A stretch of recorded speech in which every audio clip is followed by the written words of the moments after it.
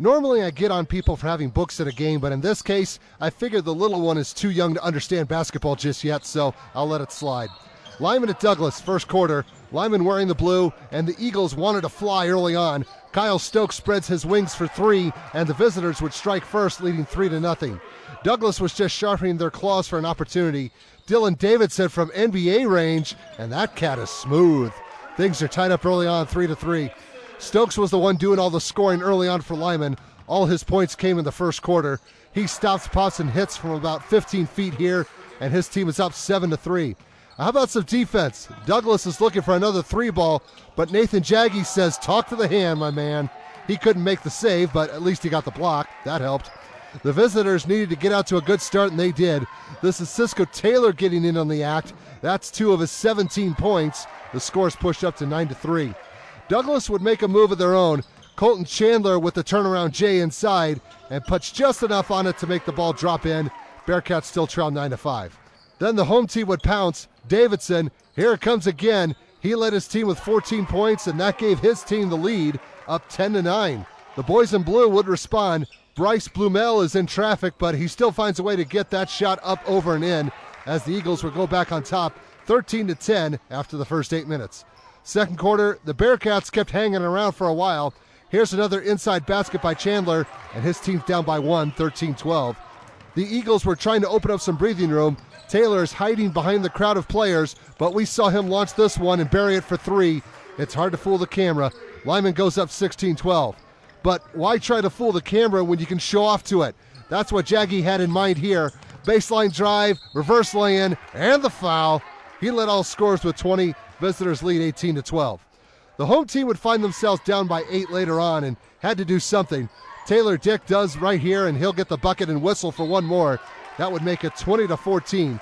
Let's see who else we can get in. How about Greg Vandeventer? Nothing fancy. He just scored the old-fashioned way with a jumper.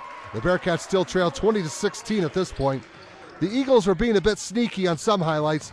Dalton Schofield gets the backcourt steal, and then Jaggi was in the right place at the right time for the finish. That made the score 22-16. The boys in blue were still flying over and above their prey. Taylor gets a swish on his latest effort as Lyman would take a 24-16 lead going into the locker room. Third quarter, Douglas was trying to get back into it.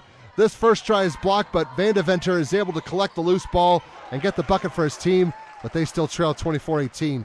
The opposition was not about ready to let the home squad get back into it. Taylor is soaring, and he eagle-eyes 3.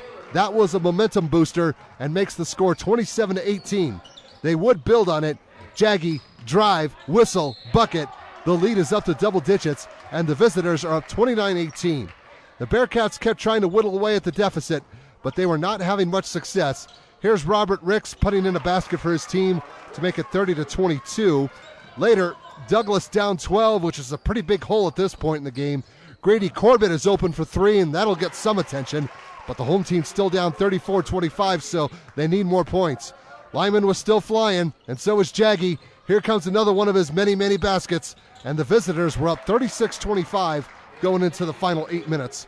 Fourth quarter, the home team would not go away, but they were having a hard time keeping the score close. Davidson answers the call with a 3-ball, but there was still more work to do, down 36-28. There was no quit in the Bearcats. Good effort by Corbett to collect the miss and then score in traffic. That made the score 40-30, but he wasn't done. The senior gets the backcourt steal, almost loses it, but then finds Davidson coming in to help with a 3-bomb. That's about 5 points in 5 seconds for the home team, who now trail 40-33. But every time a move was made, the visitors would counter. Schofield finishes the fast break with a lay-in on the far side to make the score 42-33. And here comes the backbreaker. Taylor, all alone in the corner. No pressure, no problem. That would seal the deal as Lyman walks away with a win on the road, 55-42.